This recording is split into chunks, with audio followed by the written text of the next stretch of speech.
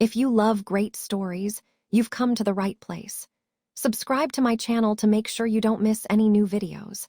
Like and share this video with your friends if you enjoyed it, and let me know your thoughts in the comments below. 2 days after the resurrection of Joseph Crackstone.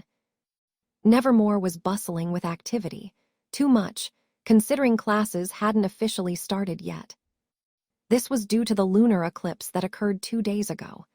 No one in the outcast society had imagined that during 2 consecutive eclipses, such significant events would take place, leaving everyone astounded. In both events, 2 names stood out among the outcasts, Luke Poe and Wednesday Addams. Both were the protagonists of both blood moons. During this blood moon, Crackstone was resurrected only to be killed again, followed by a confrontation with Dolores Spellman, the wife of the Spellman family patriarch. She was defeated in combat and ultimately killed by Luke, Wednesday, and Fester Addams, a surprising addition that no one had expected. After this, many outcasts working for the council were sent to Nevermore to thoroughly investigate what had happened there. Even members of the Demon Extermination Department were involved, as Crackstone had been a demonic normie in his time. The belief of the non-council outcasts was that Crackstone gained his strength from a book of witchcraft, and that he led hundreds of armed normies. They still saw him as the nemesis of America's outcasts, but they did not know that the real source of his power was a demonic book. The outcasts who fought Crackstone realized his strength far surpassed what could be explained by an ordinary witchcraft book, but they couldn't share this discovery with others, as they were killed by him. The only survivor was Goody Addams, who dedicated her entire life to vengeance, and for that reason, didn't actively reveal that Crackstone actually possessed a demonic book rather than a witchcraft book.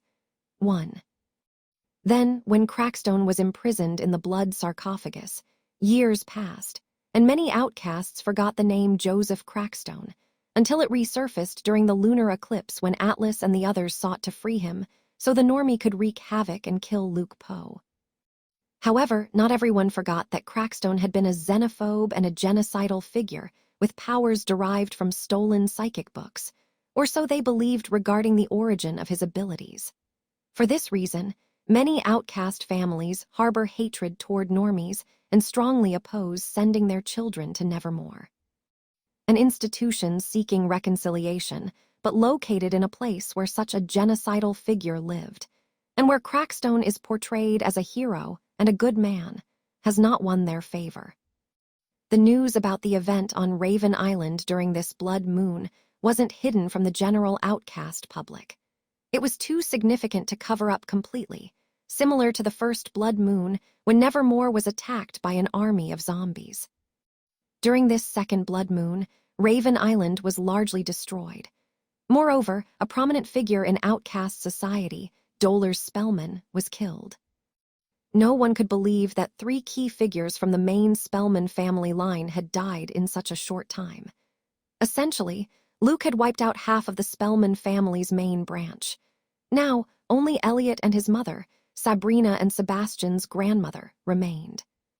As for Elliot's father, he had been killed years ago by John and Sophie Poe, Luke's parents. Regarding Elliot's grandparents, they were legally deceased due to their age. However, Luke suspected they might have made demonic deals and were in hiding. If he was lucky, perhaps one had died naturally, which would make things easier for him. Meanwhile, Wednesday was in one of Nevermore's infirmaries, sitting upright in a chair. Her dark eyes slowly moved from side to side as she read the lines of a small book she held in her pale hands. Every so often, Wednesday would stop reading and glance to the side. There was a bed where a teenage boy lay, wrapped in bandages. It was Luke. His breathing had stabilized, but he had yet to regain consciousness since losing it 2 days ago. Wednesday tried to focus on her book, but she couldn't help looking at Luke's sleeping face every so often, hoping he would open his eyes. Hope. Wednesday thought she had never believed herself capable of such a feeling within her being. At that moment, the infirmary door opened, and footsteps approached the bed where Luke rested. Wednesday rose from her chair and stood in front of Luke's bed, staring at the person entering. When she saw who it was, she frowned. It was a pretty girl, slightly taller than Wednesday, with long, straight black hair, bronze skin, and amber eyes. It was Veronica Umbrio. "You again?" Wednesday asked in a cold tone, making it clear that Veronica was not welcome. "As pleasant as always, Adams. What are you, his personal bodyguard?" Veronica replied in an equally cold tone, her expression unfriendly as she saw Wednesday standing protectively in front of Luke, as if expecting an attack. "I'm his girlfriend," Wednesday retorted in a curt and monotone voice. Veronica clicked her tongue softly and grabbed a chair. Without another word, she moved it to the foot of Luke's bed, keeping a deliberate distance from Wednesday. She sat down and gazed at Luke with concern. In her hands, she held a container of homemade food she had prepared herself. Wednesday followed her movements the entire time. When she realized Veronica wasn't a threat, she returned to her own chair. The room fell into silence. The only sound was Luke's steady breathing, his chest rising and falling at a calm, moderate pace. "Why won't she stop staring at me?" thought Veronica, furrowing her brows. It was uncomfortable having Wednesday's vacant gaze on her all the time. "Any updates?" Veronica asked, breaking the silence. "Do you think if there were any updates, Luke would still be in the same position he's been in for the past 2 days?" Wednesday replied in her usual monotone voice, laced with her signature way of making others feel stupid. "This girl," Veronica thought, taking a deep breath. She hadn't come here to argue with this goth girl. She knew it would lead nowhere, and the only one who'd end up angry would be herself. When Veronica remained silent, Wednesday pressed on, clearly wanting to be alone with Luke. "Why are you here?" she asked, her tone anything but friendly. "Why wouldn't I be? I'm Luke's family. If I want to see him, you're not going to stop me," Veronica said, meeting Wednesday's gaze with a defiant look. "Family," Wednesday repeated with a disdainful smirk. "Yes, family, what's the problem?" Veronica asked. "I find it amusing that the Umbrio family considers themselves part of Luke's family. You share blood, but nothing else. You never helped him or his mother. You read his mother's letter about the demons, and yet you didn't lift a finger," Wednesday said, her gaze piercing and accusatory. Veronica's face darkened. The rude girl was right. "Last year, he spent the holidays at our house, and this year, we invited him again," Veronica countered in her defense. "Those holidays, Luke spent most of his time at another house, and this year you only invited him because you discovered his 3 auras," Wednesday countered instantly. "Why are you so rude to everyone? Is it because of your goth look?" Veronica asked, realizing she couldn't win the argument and opting to change the subject. "I'm not rude. I just speak the truth, even if you don't like it," Wednesday replied. "Whatever. I just came to see Luke and bring him food, not to talk to you," Veronica said. "Food he can't eat since, as you can see, he's unconscious," Wednesday pointed out. "Food he'll eat when he wakes up," Veronica exclaimed, losing her patience.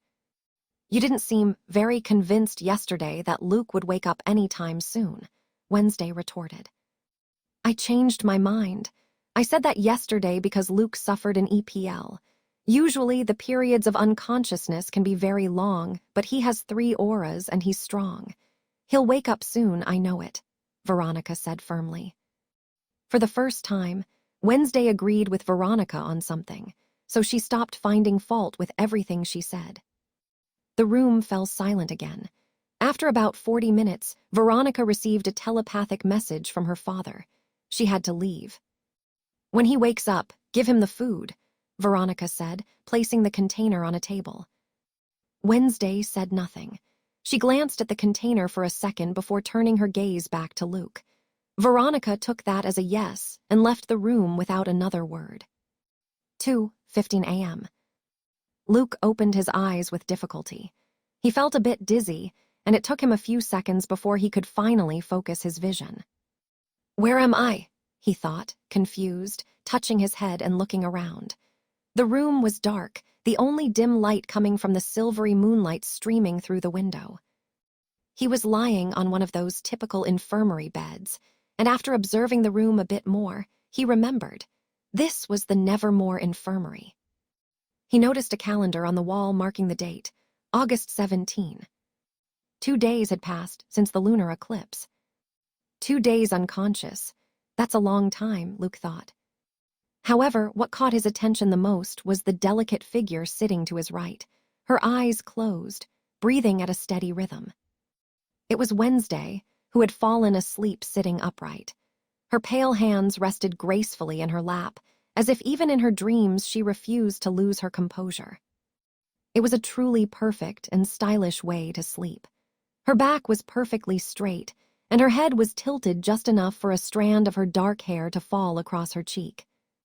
Luke wondered how it was possible for someone to sleep so perfectly, so full of style and elegance. If it were him, he'd likely be sprawled across the chair, head hanging off the backrest, legs awkwardly stretched out, probably snoring with his mouth wide open. But she was different. Perfection, thought Luke, half-dazed as he stared at her. He sighed and scratched his head. Why was he thinking about this after just regaining consciousness after nearly dying? His memories of the battle were already fresh. He came close to dying. If he hadn't obtained true precognition, he wouldn't have been able to avoid Dolar's strike, and that would have been his real end. Luke noticed that much of his body was wrapped in bandages. He quickly gave his legs a light pat and sighed in relief upon feeling both of them. What doesn't kill you makes you stronger, thought Luke, nodding, satisfied with the great fight against Crackstone and Dolars. The best battle in his record. The only downside was losing the demonic book, but there was nothing to be done about it now. He couldn't change the past. He hadn't even gotten a good look at Dolar's servant, who had fled with the book. Maybe if he'd seen them take it, he could use his own memory, extract it, and present it as evidence to the outcast police. Luke realized he could already stand, feeling a surprising amount of energy coursing through him. He had expected it would take him longer to be back at 100%, but that wasn't the case. Blessed be his outcast body. He looked at Wednesday again and noticed how her head was starting to tilt forward and back, sinking deeper into sleep. It was strange to see her like that, especially since it wasn't typical of her to fall asleep sitting up. Everything pointed to her having watched over him since he had lost consciousness 2 days ago, and that thought stirred a mix of guilt and tenderness in his chest. Carefully, he raised his hand and used his telekinesis. Wednesday floated gently into the air, as though carried by a soft breeze. Luke made sure not to disrupt the delicate rhythm of her breathing as he guided her toward the bed. He shifted over to the side and carefully settled her next to him. As if the warmth and comfort of the bed instinctively called to her, Wednesday relaxed even further. Her rigid posture gave way, and her delicate frame unconsciously sought the nearest source of warmth, Luke. She slowly nestled against his arm, resting her head on his shoulder and gently tangling a hand in the fabric of his shirt. Luke froze, nervous at Wednesday's sudden involuntary gesture. Minutes passed. Luke didn't move. He stayed awake, trying to keep as still as possible to let Wednesday sleep peacefully. He stared out the window, his thoughts wandering to various topics, occasionally glancing at Wednesday's face, simply because he felt like it. Sometime past 3 a.m, Wednesday's eyes slowly opened. The first thing she saw was Luke's chest, and she was startled by the unexpected view. When had she lain down on the bed next to him? She knew she wasn't a sleepwalker, which only meant one thing. Quickly, she propped herself up slightly and looked at Luke, who had his eyes open. Their gazes met, and silence fell between them.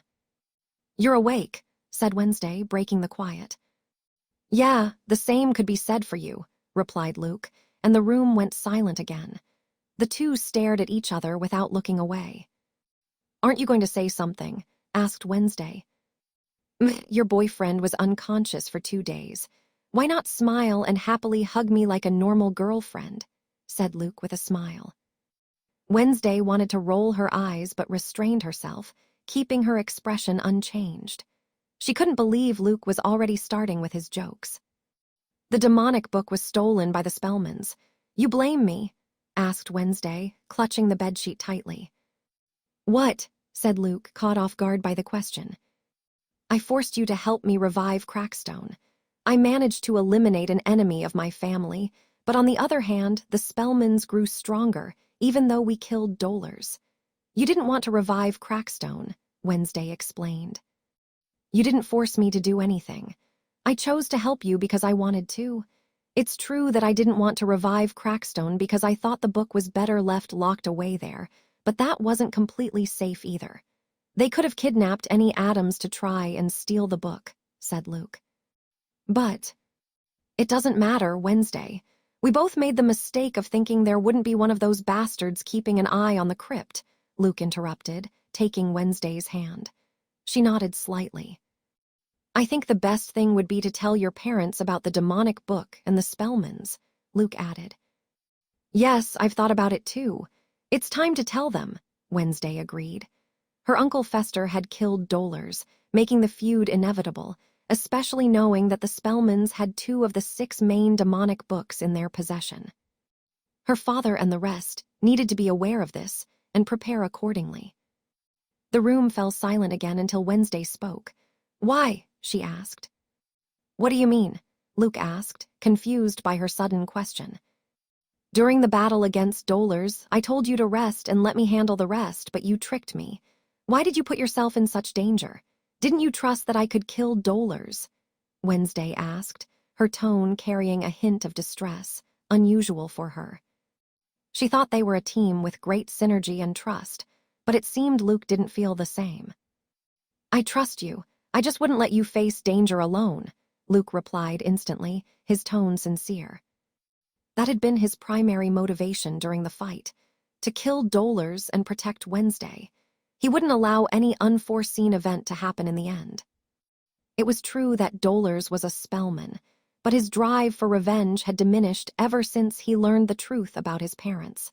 However, that didn't mean his hatred for the Spellmans had disappeared entirely. The fight against them was inevitable, but now his main motivation was something else. That motivation was to live his life peacefully with Wednesday, and to achieve that, he needed to eliminate those bastards and protect her. He also wanted to protect the few people who mattered to him, like Natasha, Thing, who he had recently added to the list, and his only 2 friends, Xavier and Ajax.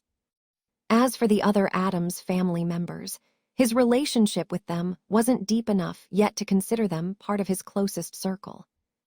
Would you go this far for someone you've known for less than a year? Wednesday asked. Why so many questions? Luke thought, sighing internally. I am an orphan. I have few people I care about, and the ones I do have I cling to and want to protect, Luke said, speaking the first thing that came to his mind. Luke didn't realize it, but what he had just said resonated deeply within Wednesday. She stared at him in silence, her dark eyes evaluating him intently. She didn't respond immediately, but something inside her chest felt strange. It was a sensation she usually ignored or suppressed, but this time she allowed it to flow, a warmth mixed with admiration. Besides, you're not the best person to bring that up. I remember how you used yourself as a human shield. If it hadn't been for your Uncle Fester, you would have been hurt, or worse, died, Luke added with frustration, clenching his fists tightly. At that moment, there would have been no way to stop Wednesday, who had appeared in front of him through shadow travel. Wednesday remembered that moment vividly. Her intention had been to protect Luke, even if it meant using her own body as a shield. I suppose I want to protect you too, since you're one of the few people I care about, Wednesday said softly. Wednesday had a large family on both her mother's and father's sides. However, she would only lay down her life for her immediate family, her father, her mother, her uncle, her brother, Thing, Lurch, and her grandmother Eudora. A while ago, she had added Luke to that list. As for the rest of her relatives, she wouldn't give her life for them so easily. Her bond with them wasn't deep enough to warrant such a sacrifice. Could you repeat that? I didn't hear you clearly, Luke said, leaning closer to Wednesday. He had heard her perfectly but wanted to hear it again. I know you heard me, but I'll say it again. I want to protect you, and you're one of the few people I care about the most, Wednesday repeated, her expression unblemished as always. Saying this had been incredibly difficult for her. She never voiced such feelings. In fact, This might have been the first time she had ever done so. Repeating it wasn't easy either, but she had done it because of what Luke had said earlier. Luke swallowed hard, feeling a knot form in his throat. He had Natasha, Thing, Xavier, and Ajax, but with them, it had never reached this level. He had never told them what they truly meant to him, and he had never heard anything similar from them. Their relationships were implicit, built on actions rather than words. For the first time, he felt something reciprocal. It wasn't just him protecting, caring for, or clinging to someone. Someone wanted to protect him too. Thanks, Luke said softly. By the way, how did you get me into your bed? Wednesday asked, abruptly changing the topic. Enough emotional talk. With telekinesis. What else? Luke replied as if it were obvious. You suffered in PLPE. That's why you were unconscious for 2 days. Do you even know what that means? Wednesday asked, narrowing her eyes. Luke looked at her in confusion. PLPE. Is that some kind of rare disease or something? Wednesday sighed, as if explaining something basic to a child. Post-limit psychic exhaustion. Basically, you drained all your psychic energy and kept using your powers even though you had nothing left in the tank. It's like, think of your powers as your muscles. When you train, you reach failure, extreme fatigue. If you rest, you recover and get stronger. But if you keep training nonstop, ignoring the pain and exhaustion, you tear yourself apart. Your muscles literally break down. The same thing happens with your psychic energy. Luke frowned, processing her words. So it's like a breakdown, but in my head.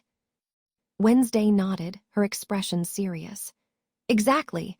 The more you use your powers when you're at your limit, the worse it gets. And we're not talking about a simple strain, we're talking unconsciousness, a coma, or worse. Luckily, this time it was just 2 days, but the nurse and Professor Fitz said you could have been out for a month or longer. A month, Luke thought, shocked. It was that or die. Look, I'm fine after 2 days, better than ever actually, Luke said, making several objects from a distant table levitate. Wednesday watched with a mix of surprise and annoyance as the objects floated through the air, spinning in a controlled pattern that demonstrated Luke's precision. Do you really think that's a good idea? You should be resting, not showing off, Wednesday scolded him. Luke stacked the objects, balancing them perfectly. I'm fine, I know my body, he said with a faint smile. You were unconscious for 2 days. That's not an achievement, it's a warning. Your body shut down to stop you from completely destroying it, Wednesday said, glaring at him. What doesn't kill you makes you stronger, right? Luke said, shrugging. Wednesday raised an eyebrow, clearly irritated. That's what idiots say right before something kills them. I'm not nagging you for fun, Luke. The battles ahead will be harder, and if you keep pushing yourself to the limit, your body won't hold up.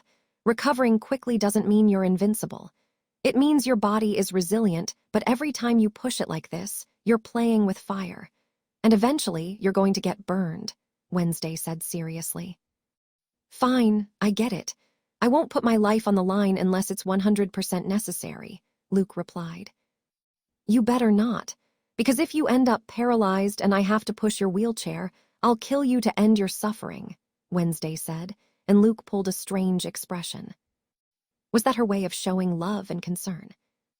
At that moment, Luke's stomach growled. I'm hungry, Luke said, placing a hand on his abdomen. Wednesday glanced at the container of food Veronica had left earlier and decided to make use of it. Did you make this? Luke asked, seeing Wednesday sit back down on the bed with a container that, when opened, released a delicious smell. Number Veronica made it. She visited you the days you were unconscious, for about 45 minutes. You also have a couple of letters, I suppose, from your friends, Wednesday replied without lying. I'll thank her later and read the letters, Luke said, more interested in filling his stomach. Past 6 in the morning, the rays of the sun filtered through the window panes and landed on the bed where Luke and Wednesday rested. The two of them had spent almost 2 hours talking since Luke regained consciousness. They hadn't informed anyone else because a morning checkup was scheduled for 8 o'clock, and they'd find out then. Besides, the two of them wanted to talk alone. Luke could send a telepathic message to Natasha to have her come, but he knew Wednesday would get angry if he did. She insisted he rest after suffering in PLPE. She was bossy and strict in that regard. Additionally, Natasha would likely scold him as well for using his powers after such an event. Damn PLPE, I can't use my powers without getting scolded, Luke thought, although Wednesday's concern for him gave him a pleasant feeling. He had even managed to get her to feed him. Of course, he had to pretend his arms hurt and that he couldn't eat on his own. Wednesday was sleeping in her usual coffin-like position, deeply and soundly. When the sunlight hit her, she instinctively sought shelter, hiding her head against Luke's arm, breaking her usual posture. Luke hugged her to shield her from the sunlight. He had to take advantage of the opportunity to hold her. Situations like this didn't come around often. Since she hadn't slept in 2 days, she was exhausted and ended up sleeping with Luke after their conversation. One of the topics they discussed was Wednesday recounting what had happened after Luke lost consciousness. Raven Island, burning and with intermittent explosions, had caught the attention of the staff overseeing Nevermore, as it fell under their jurisdiction. Consequently, Larissa, accompanied by several teachers and marginal police agents, arrived shortly after Dolar's death. When the marginal police agents learned about Crackstone's resurrection, the situation became far more serious than anyone had anticipated, prompting more people to arrive at Nevermore. To everyone's relief and surprise, Crackstone had been murdered, and the sole purpose of his resurrection seemed to have been to kill him. As a result, there weren't significant legal complications since an Adams had settled the old grudge tied to their family. As for Dolar's interference, it wasn't something that required extensive investigation. It also stemmed from another grudge involving one of the individuals responsible for reviving Crackstone. Wednesday underwent a simple interrogation, primarily to clarify a few details. The only thing that could be considered a crime was the ritual she and Luke had performed, which required mutilated body parts from various corpses. This ritual was public knowledge due to the last blood moon. The marginal police already knew the limbs were needed for the ritual, and it was a crime on both the normie and outcast sides if innocent victims were harmed. However, Wednesday had prepared for this. One of her contingency plans accounted for the possibility of killing Crackstone while the marginal police arrived at the scene and witnessed it. When she and Luke killed the gang members to obtain the limbs, Wednesday made sure to gather evidence proving the gang members had attempted to kill them. This established that they had acted in self-defense, and for the marginal police, the evidence was sufficient. Luke glanced at Wednesday, her face barely visible as it was tucked against his arm. He ensured she was soundly asleep before extending his domain to locate a table beyond his line of sight. There, he spotted 3 items of interest, his phone and 2 letters. Did they really send me a letter? In 2022? Thought Luke as he used his telekinesis to bring the items toward him. When Wednesday mentioned he had received letters, he assumed she meant messages or emails. Knowing how outdated she was when it came to technology, he thought she was still using the term letter to refer to electronic messages in this day and age. As for his phone, Natasha had brought it, or so Wednesday had said. Luke wasn't stupid. If he had taken it to the fight against Crackstone, his brand new iPhone would have been destroyed. Luke unlocked his phone first. It was flooded with notifications, both from messages to his personal number and on his main social media accounts, though he was used to the latter. There were messages from Xavier, Ajax, and other classmates who had somehow gotten his number. Even Gia, an old fling of his, had messaged him, asking if he was okay and mentioning she'd heard the news through her friend, Erica. Xavier and Ajax had sent him dozens of messages and had called him multiple times. Luke understood why they had sent so many messages. Only a few people knew he had fallen into an unconscious state, meaning the PLPA. It was more serious than he'd initially thought. I'm fine, had an PLPE, but I'm awake now. Lucky, I guess. I'll explain more later. Luke sent a message to the group chat he shared with the 2 of them. He then took the time to reply to other classmates. especially those he was closer to, like the ones he shared the psychic powers class with. Having finished that, Luke picked up the letter dated 2 days ago, right when he had fallen into unconsciousness. Let's see what this is, he thought as he opened the letter, curiosity piqued. Dear Luke, I'm writing this letter to wish you a swift recovery. I know you've suffered in PLPE, and it's possible you won't read this letter or respond to it anyway, as you wouldn't know where to send a reply. With your incredible achievements, I know you'll overcome this, but even so, I'll pray every day, hoping you'll open your eyes. Sending you many kisses. Signed, your #1 fan. Luke's expression shifted to one of confusion as he finished reading the letter. Why on earth was someone writing to him in such a formal tone? And who in the world had written this? A fan? Were they a fan of his published works? The letter didn't mention any of them. All it said was that they wished for his recovery. It couldn't have been a normie, as none of them knew he had fought and nearly died. It had to be someone from the Society of Outcasts. Additionally, they knew he had suffered in PLPE, something not everyone was aware of. This is weird. When did I get my first stalker?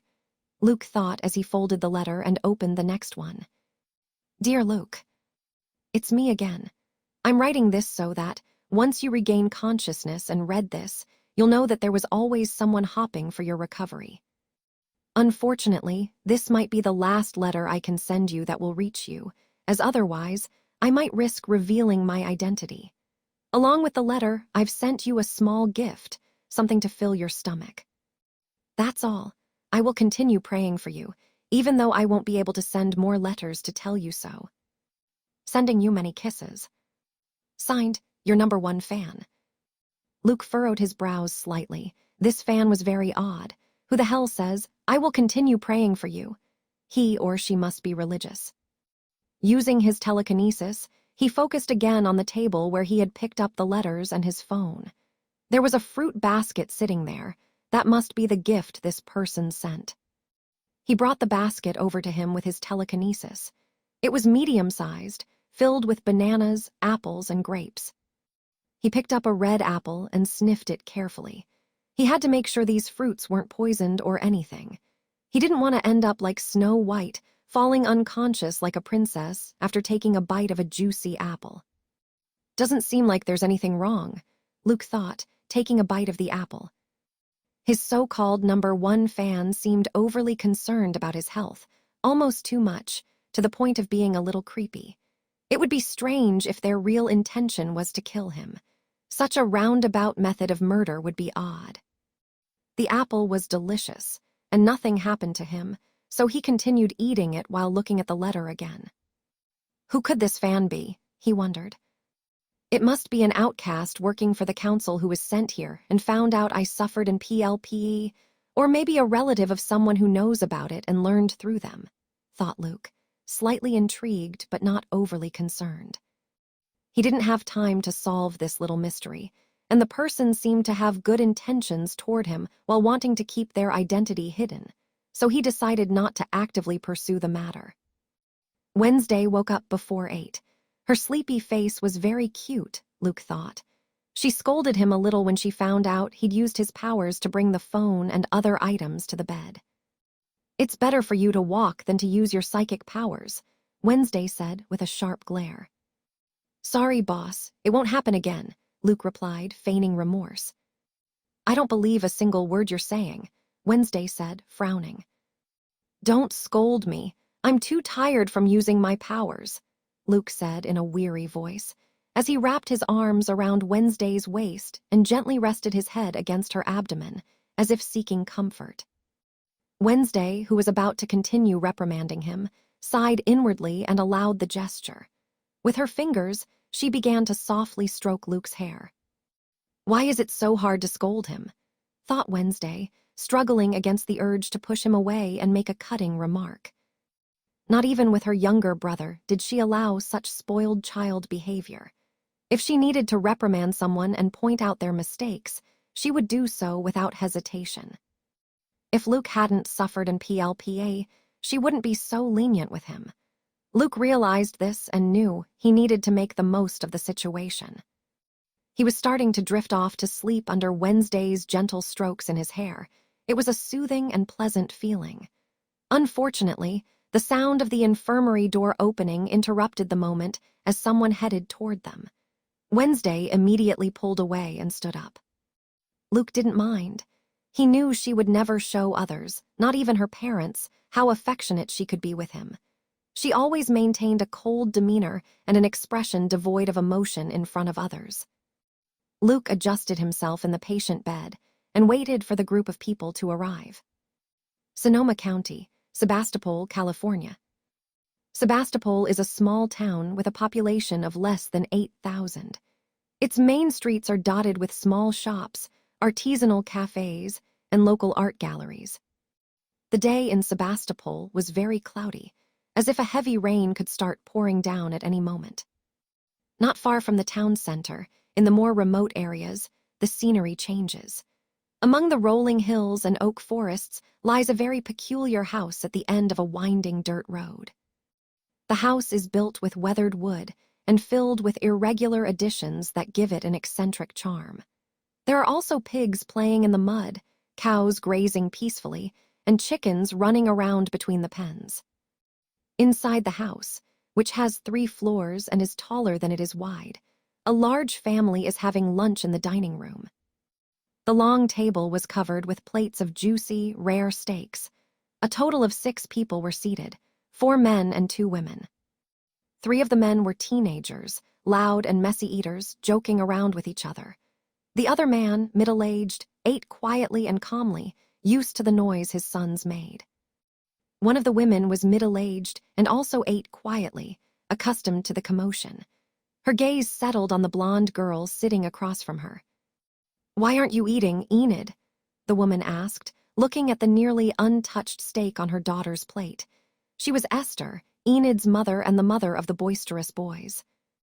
Her daughter had been acting strange throughout the holidays, with less appetite than usual and a more subdued mood, compared to her usual enthusiastic and cheerful self.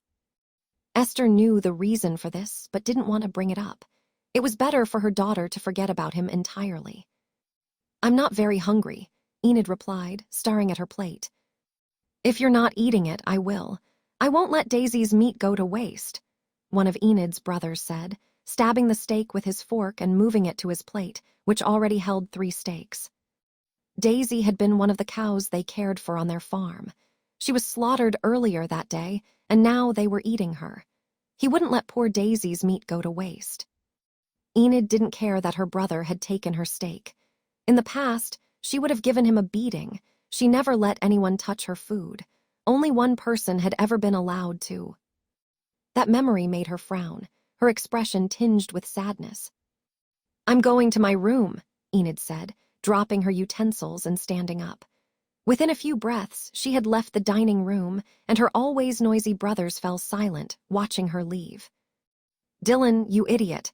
You shouldn't have stolen her food," one of Enid's brothers shouted, smacking Dylan hard on the head, nearly making him face-plant into his plate. Enid's 3 brothers are a rare case of trizygotic triplets, meaning they are genetically distinct. While they share familial traits, they are far from identical. All 3 are about to start their final year of high school at Nevermore. Then there's their older brother Andrew, who graduated last year, the same year the hooded figures attacked the Poe Cup. "Shut up, it's not my fault," Dylan shouted, trying to punch his brother Eric, but his blow was skillfully dodged, leading to a scuffle. "You're too young to try and hit me, Dylan," Eric said with a grin. "You're only older by a minute." "Stop fighting. We're in our final year now. You should start acting mature. Being the oldest can feel lonely sometimes," William said, shaking his head. "You're only older than me by 15 seconds. Don't let it go to your head," Eric replied, glancing at William for a moment before returning his focus to wrestling with Dylan. "Why has our sister been acting so strange these holidays?" William wondered aloud, resting a hand on his chin. Not only was she acting odd, but it was as if she were melancholic and sad. He didn't like seeing her that way, but he wasn't particularly good at dealing with feelings and emotions.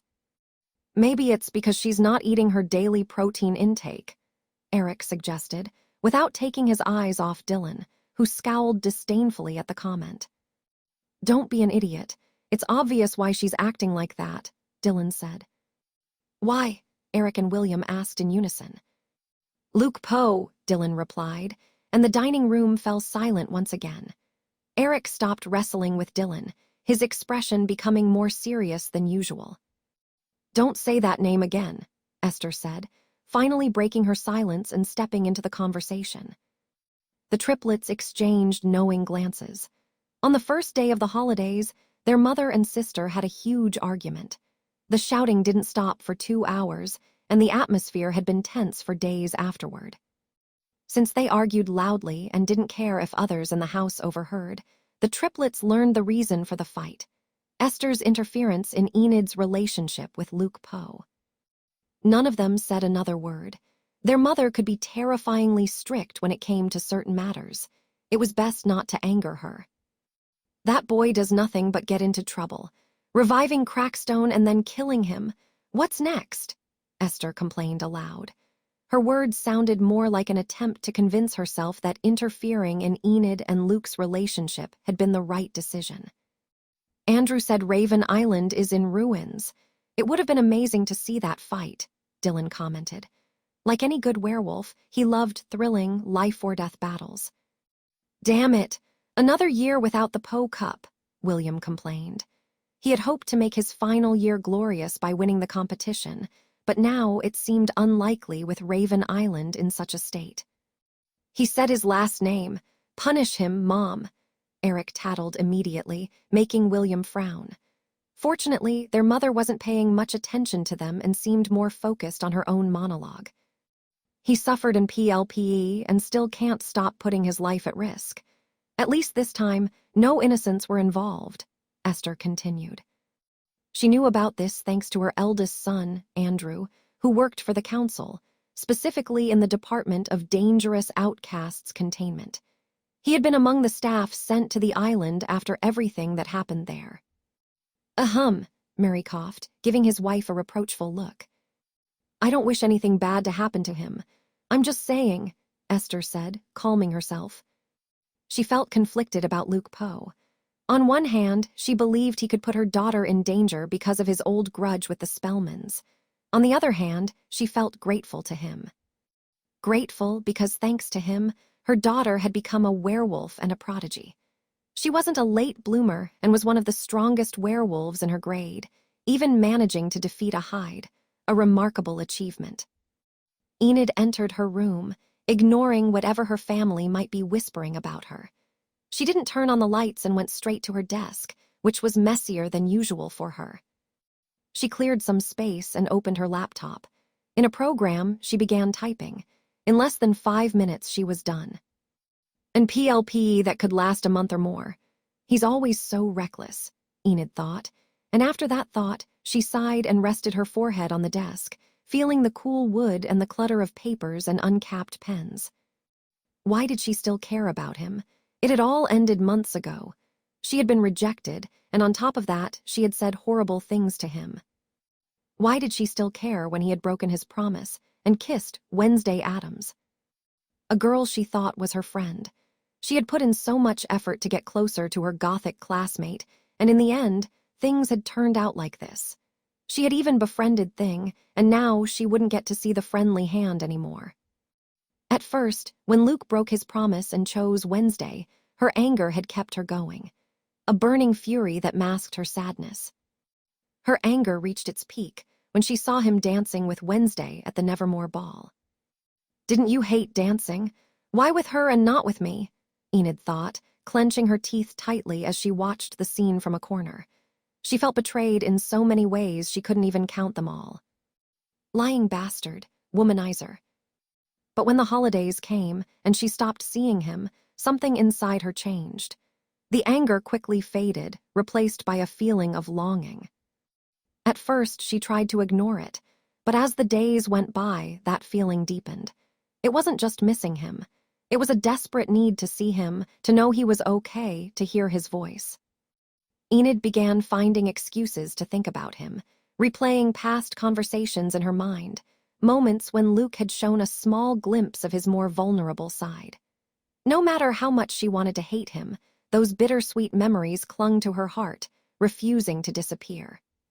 She started counting down the days until Nevermore would begin again so she could see him. However, what if he didn't return to Nevermore? Would she never see him again? Just the thought of it made her chest ache terribly. She couldn't hate Luke. The anger she had felt vanished, leaving only love in its place. When she learned about the fight against Crackstone that Luke was involved in, she became deeply worried, a concern she couldn't deny. Luckily, her brother Andrew was sent to Nevermore to investigate what had happened and spoke with him personally. That's how she found out about Luke's PLPE, which frightened her even more. What if he never wakes up? What if she never sees him again? With those thoughts swirling in her mind, Enid felt an urge to go to Nevermore immediately. But then she remembered that Wednesday would be the one taking care of him, and she stopped herself. Still, that didn't deter her. She simply looked for another approach. What if, back then, I hadn't looked at him with fear? Enid wondered. Maybe she would have been the one taking care of him now. Her phone started ringing, pulling her out of that swarm of thoughts and emotions. Seeing the name Andrew, she answered right away. "Any news?" Enid asked immediately, her tone far more eager than when she had spoken in the dining room. "Hello, sister. I'm fine, thanks for asking," Andrew replied, pretending to be hurt. Yeah, whatever," Enid said impatiently. "Phew, yes, there's news. He woke up," Andrew said with a sigh. "What?" Enid exclaimed, standing up from her desk in surprise. She hadn't expected such news. It had only been 2, almost 3 days. Had the doctors been wrong about the diagnosis? Not that it mattered to Enid. The important thing was that he had regained consciousness. A happy smile spread across her face, and a tear escaped from one of her blue eyes. "That's great," Enid said, her tone filled with emotion as she sat back down in her chair. "Yes, great," Andrew echoed, his tone far less enthusiastic than hers. "Little sister, you should forget about him as soon as possible. The sooner you get over this breakup, the less you'll suffer. There are plenty of fish in the sea," Andrew added, sounding concerned. For his sister's sake, he had become something of a double agent, tasked with updating her daily on Luke's condition and other unconventional errands. "I've already chosen my fish," Enid murmured, more to herself than as a response to Andrew. "What did you say? I didn't hear." "Nothing. Thanks for the information," Enid said quickly, ending the call and once again sinking into her thoughts in the darkness of her room. The happiness she had felt upon learning that Luke had woken up began to fade. What good was it if she could never be with him again? Not that she wanted him to remain unconscious forever. But wouldn't everyone think it was foolish for her to feel happy when Luke was clearly happy with Wednesday? She leaned back against the chair, lost in silent contemplation. An hour passed, maybe more, when a soft knock on the door broke the heavy silence. Enid blinked, as if waking from a trance. She hesitated for a moment before standing up and opening the door. Her father, Murray, was there. He didn't say a word, simply extended his hand toward her, offering a carefully folded note. "What's this?" Enid asked, but her father didn't answer. He just gave her a knowing look and a small, complicit smile. Then, without another word, he turned and walked away, leaving her alone with the note. Enid closed the door and returned to her desk. She switched on the lamp to read the note. The note contained a single word: fight. She stared at it for a moment, feeling something stir deep inside her. That word echoed in her mind like a reverberation. Enid pressed the note against her chest, closing her eyes. She couldn't stop loving Luke, nor could she rid herself of the feelings that bound her to him. But she could choose not to sink any further. She could choose to stand up, even if it hurt, even if the path ahead seemed impossible. "Fine, I'll fight," she murmured to herself, a small glimmer of determination lighting up her eyes. If she couldn't stop loving him, she would have to win him back with all her strength.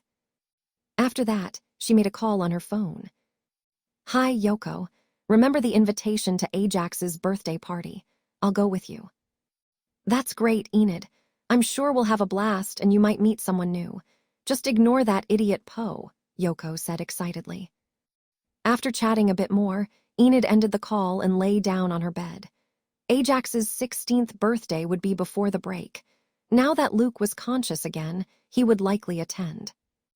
We'll see each other soon, Luke, Enid thought, a nearly maniacal smile curling her lips as her hand reached for the handkerchief resting near her pillow. It was the same handkerchief Luke had lent her the first day they met. She had kept it, unwashed, since then. The faint scent of him rose from the handkerchief, flooding her enhanced sense of smell with memories of what once was. Enid closed her eyes, inhaling deeply, immersing herself in the sensation of being close to him, even if only through a simple piece of fabric. Luke was returning to Adams Manor in the peculiar Adams family limousine, driven by Lurch. Fortunately for Luke, he was discharged immediately after nurse, and Professor Fitz conducted an intense examination. They realized Luke had already recovered from the PLPE. When they saw Luke awake, their faces turned to confusion and doubt. It was as if they were seeing a ghost. It was amusing to see their expressions, and Luke also gathered from their reactions that in PLPE was a serious matter, which explained why Wednesday was so strict about the use of his psychic powers. However, after the examination confirmed he was in excellent condition, they cleared him and told him he could use his powers unless he noticed anything unusual or out of the ordinary. Sitting next to Luke was Wednesday, staring straight ahead with her usual emotionless expression. Unlike the previous trip to Adams Manor, this time Fester was accompanying them, seated between Morticia and Gomez. Luke appreciated this seating arrangement, as it prevented Gomez and Morticia from starting their affectionate displays, with Fester acting like a dividing mountain between the two. So, said Morticia, breaking the silence after nearly 5 minutes of just glances in a tense atmosphere. First, you two sneaked into my study to copy the resurrection ritual. Second, you killed normie criminal gangs to collect limbs. And third, you resurrected Crackstone and killed him. Though that wasn't the end, because you encountered Dolar's spellman, who nearly killed them, Morticia said, listing all the events succinctly. Luke avoided making eye contact with Morticia. Were they about to get scolded? He and Wednesday had acted recklessly for their age. Would Wednesday's parents blame him, like Enid's mother had, saying it was his fault her daughter nearly died? Wednesday looked at her mother without a hint of guilt or shame for breaking into her private study and rummaging through her things. She would do it again if necessary. During the 2 days she had been at Nevermore, she hadn't left Luke's side, which spared her from this bothersome conversation. Before she could respond with, "So what?" her father spoke up loudly, his booming laughter filling the space. "Ha ha ha, that's my guys, well done," Gomez laughed. As Gomez laughed, Fester joined in, his laughter unstoppable. Unlike Gomez's, Fester's laugh was like the creaking of an old door, with an erratic rhythm that made it eerie. Luke glanced at the bald, extremely pale man, so pale he almost looked sickly, with a strange expression. Thanks to this man, they had survived Dolars and managed to defeat her. Luke had never imagined meeting Uncle Fester in such a way. His appearance had been a great blessing and stroke of luck. Luke wanted to kiss his bald head in gratitude, but figured it would be too strange, though perhaps not for the Addams family. "This reminds me of our own mischief, brother," exclaimed Gomez, calming his laughter but still wearing a broad smile. Fester nodded with a nostalgic expression. "Remember, Gomez, that time we summoned the spirit of Barnabas Adams in the family cemetery?" "How could I forget? We were 14 and had to fight for over 2 hours before that old geezer with Alzheimer recognized us as Adams," said Gomez, giving his own leg an enthusiastic slap. "Though bringing Crackstone back to life is much more impressive," Gomez added, looking back at his daughter and Luke with pride. "They've definitely outdone us, brother," said Fester, stroking his chin as if pondering the magnitude of the feat. Luke hadn't expected to be praised. He thought they'd scold him for such a dangerous act, but instead, they were putting him on a pedestal. It wasn't bad at all. Wednesday wasn't surprised by this. She had already anticipated her family's reaction. She knew them too well. "Let's get back on track," Morticia interrupted Fester and Gomez, who had begun reminiscing about their teenage exploits. "Your plan was perfect up until the point when you killed Crackstone. You did everything well, but why was Dolar's Spellman there?" Morticia asked, fixing her gaze on Luke and Wednesday. Morticia knew something was missing. Why would Dolars be in the Nevermore crypt and ambush them after they killed Crackstone? It was too much of a coincidence. How did she know that Luke and Wednesday were going to resurrect Crackstone? And why was she in Jericho? She knew her daughter and Luke had flown to Jericho at night, making it impossible for Luke's enemies to have discovered their plans. Luke and Wednesday exchanged glances for a few seconds. "You explain it to them," Wednesday said through their telepathic link. "She was there because," Luke began, launching into an explanation that lasted several minutes. Gomez and Fester's expressions grew more serious as Luke recounted his statements about the family's dealings with demons. Luke based his explanation on the brief memory scan he managed to perform on Atlas before Atlas's brain exploded. That's when Luke uncovered the true motive behind the Spellman's revival of Crackstone. They were after the demonic book hidden in the crypt, which was why Dolars was there. Most likely, she had been watching the place. Who knows for how many days, or perhaps she was there because of the lunar eclipse. They would never know for sure. Luke left out the beginning of the story, which started with Edgar fighting against Edward and his brother. He only mentioned that the war between the Poes and the Spellmans stemmed from the former discovering the satanic dealings of the latter. The undeniable proof he witnessed was the memory scan he performed on Atlas, in which Elliot, the current patriarch, instructed Atlas to retrieve the demonic SAGA book under any circumstances. Whether they believed him or not was their problem. Wednesday had already believed Luke, even before this.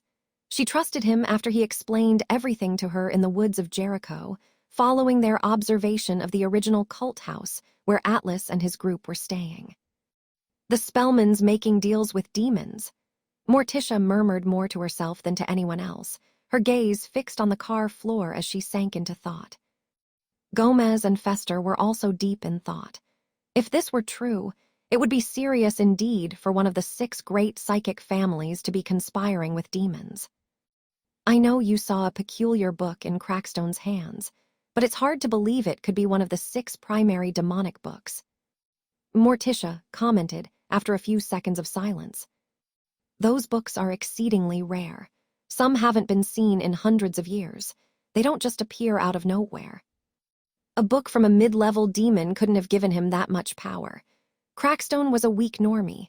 It would be impossible for him to reach such heights of power with a book from a mid-level demon. I fought him, so I know," Wednesday said, speaking for the first time, her tone as cutting as ever. "And how do you know how powerful a mid-level demon's book would be?" Morticia asked with a faint smile. "I've seen records," Wednesday replied. "Darling, it seems you'll need to improve the security of your office," Morticia said, glancing at Gomez, who merely smiled faintly without saying a word. "Besides, what does it matter if it was one of the primary demonic books or one from a mid-level demon? The Spellmans were there to steal a demonic book.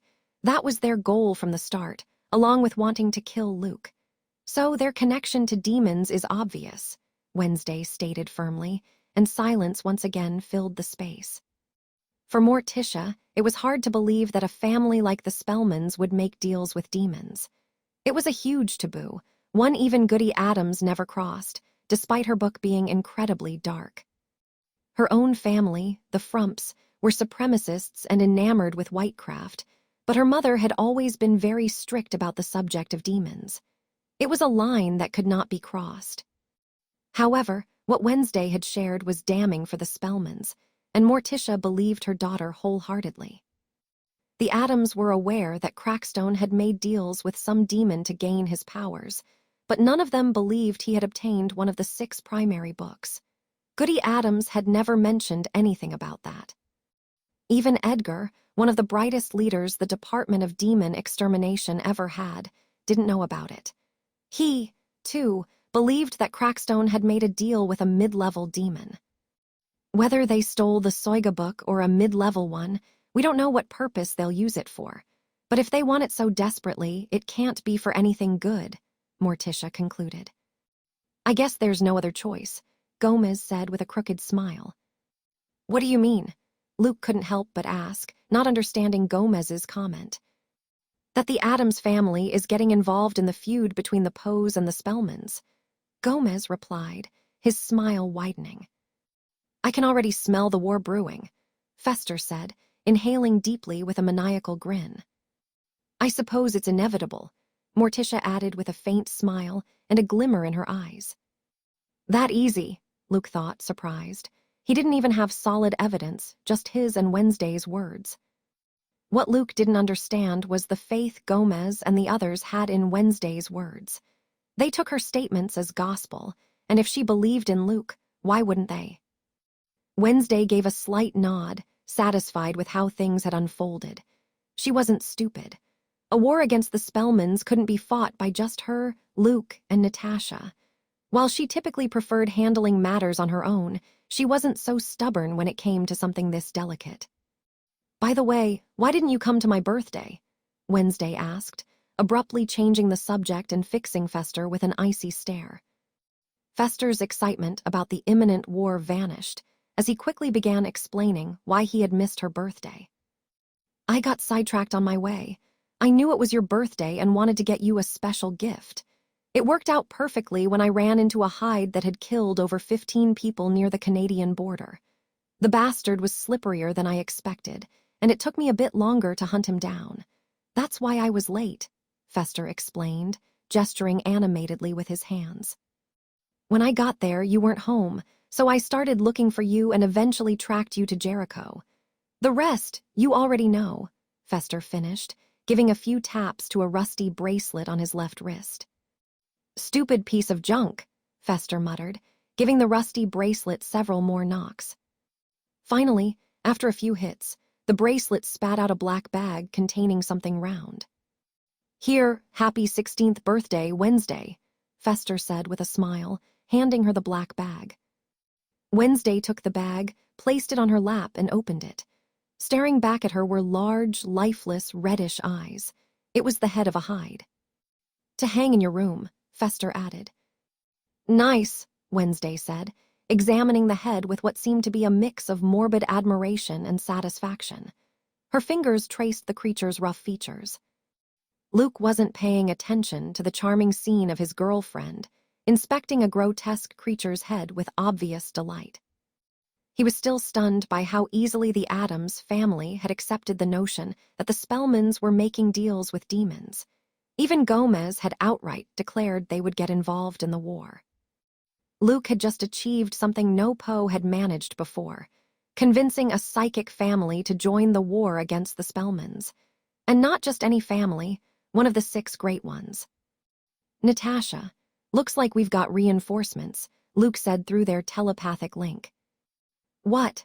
Natasha replied, confused, as she listened to music while tailing the Addams limousine closely. After arriving at the Addams mansion, Luke went to his room and had a video call with Xavier and Ajax. The call had been going on for over an hour. Both of them asked about everything that happened during the lunar eclipse and wanted many details about the fights against Crackstone and Dolers. Incredible. You really don't take a break, not even during vacations, Ajax commented with an amazed expression. Count us in next time, Xavier said, sounding a little hurt. It would have been great to participate in the battle. They both would have been great support, and in the fight against Dolers, Luke wouldn't have suffered in PLPE. You know how Wednesday is. She's very meticulous and wants to keep everything as secret as possible, Luke explained. He had thought about asking his 2 best friends for help, but Wednesday didn't want them involved. She said their strength wouldn't make a difference in the fight. Luke was being kind, as Wednesday had been much ruder when describing Xavier and Ajax's abilities. Luke didn't push the matter further since it would have been too complicated for the 2 of them to travel to Jericho. They didn't have a flight ability, and they might have raised suspicion if, for some reason, the Spellmans were monitoring people close to Luke. It was a highly paranoid idea, but not impossible.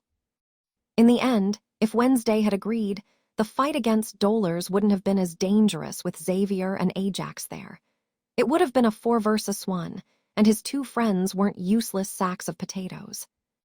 "And you're telling me I'm controlled by Bianca," said Xavier with a teasing smile. "I'm not controlled by Wednesday," Luke replied indignantly at such a comparison.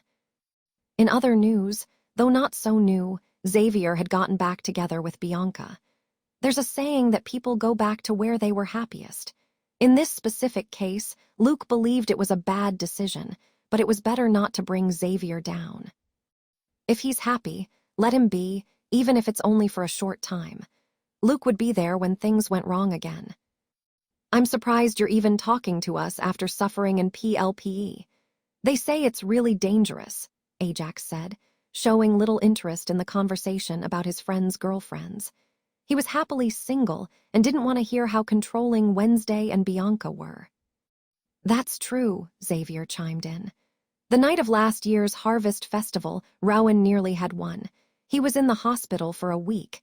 It was only a near PLPE, and he still took longer to recover than you." "Yeah, I remember that. Rowan was pale as a ghost. Plus, he also got hit by the hide. But you, Luke, you not only suffered a full PLPE but woke up in 2 days and got discharged the same day. That's not exactly normal," Ajax added. "Perks of having 3 auras, I guess," Luke said with a faint smile.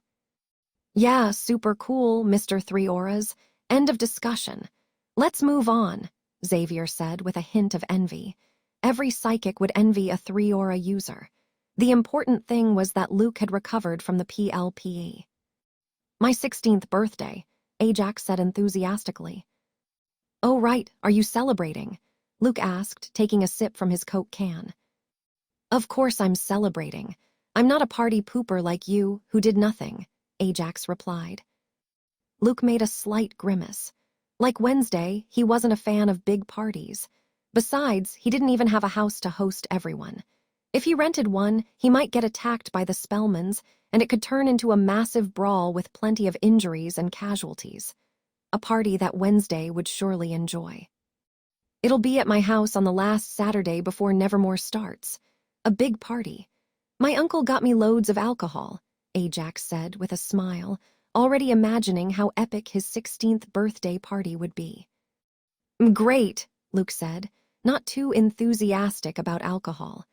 As for an adult relative providing alcohol to his 16-year-old nephew, it didn't seem strange to him. After all, they were outcasts.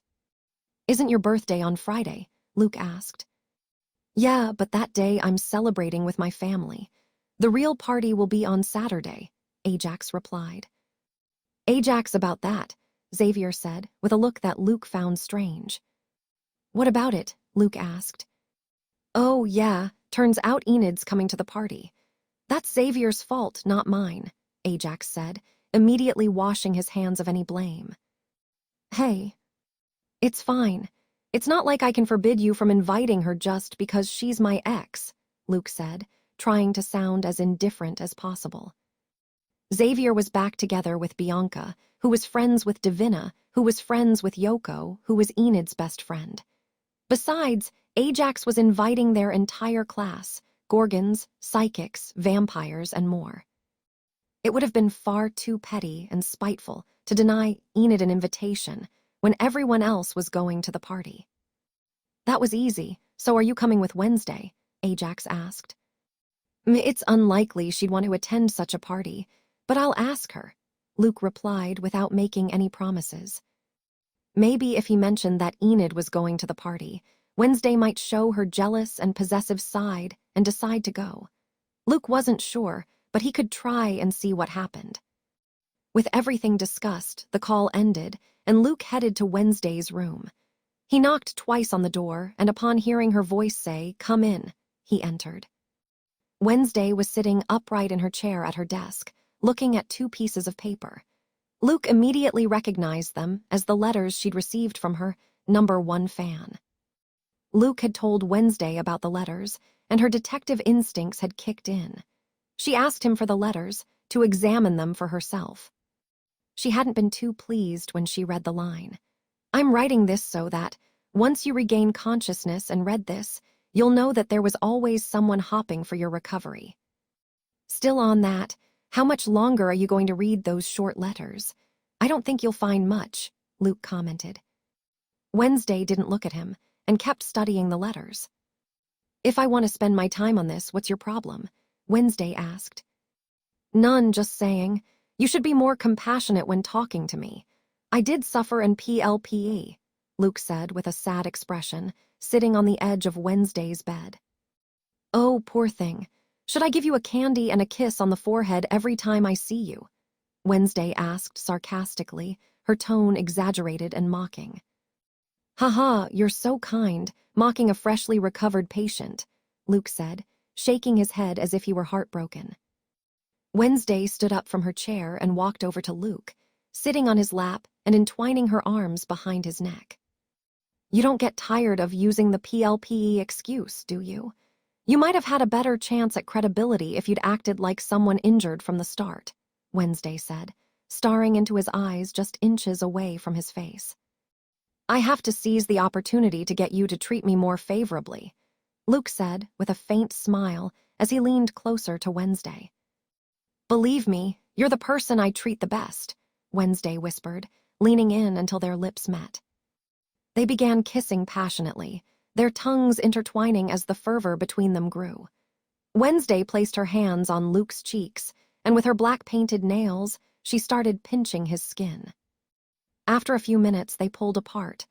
"We can't do this. It's day," Wednesday said, and from the look on Luke's face, she immediately knew what he was thinking. "Fine," Luke said, not wanting to risk being discovered by the Adams either. "You pinched someone injured pretty hard," he added, feeling a slight sting on his cheeks. He was already used to Wednesday showing her affection in this way, and his pain threshold was high enough to handle it. "Stop complaining. Compared to your previous injuries, this doesn't even amount to 1%, Wednesday replied, wiping a small drop of blood from Luke's cheek with her finger and then licking it off with her tongue. Does she seriously not have any vampire ancestors? Luke thought. Did you need me for something? She asked. Yes, the last Saturday of vacation, I'm going to Ajax's house for his 16th birthday. He's throwing a party. You're invited too. Do you want to come? Luke asked. Wednesday paused, tasting the lingering hint of Luke's blood in her mouth. Fine, I'll go, she replied in her usual monotone, devoid of any emotion. Really? Luke asked, more to himself than to her.